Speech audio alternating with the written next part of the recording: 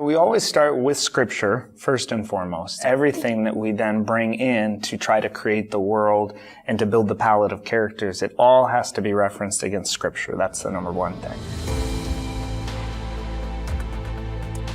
Basically what I do is when I start developing a script is I come to Scripture first, and then I start to reverse engineer. So why is Luke in Rome in the prison? Well, at the beginning of 2 Timothy, we learned that everybody's abandoned Paul, other than he says specifically that Luke is with him.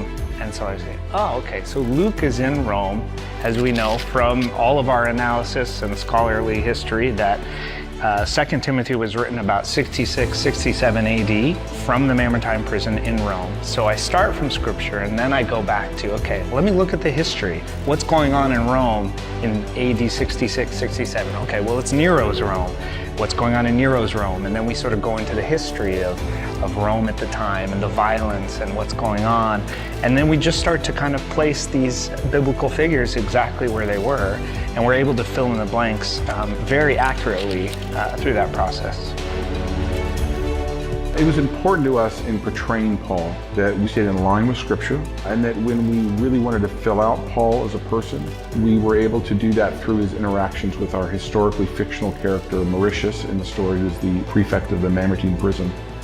What Andrew Hyatt did, our writer-director, is he spent a lot of time studying Paul through Scripture, and through the dialogue in the screenplay went through a refining process of wondering, you know, what are things that Paul and Luke could have talked about? What are things that Paul would have said kind of in line with his character to move this story along? One of the hardest things, of course, is to kind of pull out the storyline, because we can't just make a story about Paul and Luke staring at each other in prison, talking for 2 hours. I don't think that'd be very interesting.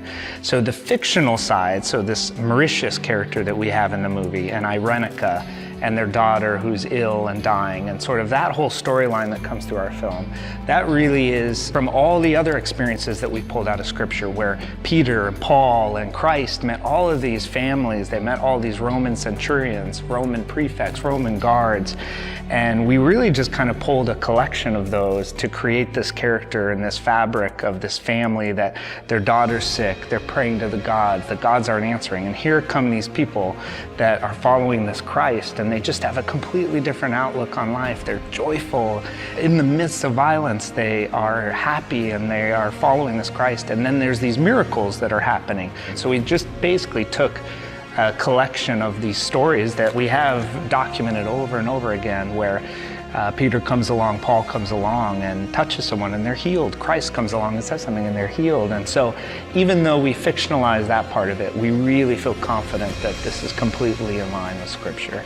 So I can tell you that every scene and every piece of dialogue and every line has been gone through meticulously between us at Affirm Films and Andrew and the producers over the last year plus to make sure that we have something that in a concise way delivers a Paul and Luke character that honor and are in line with Scripture, and also help fill out their lives in a way that helps us deliver a compelling story.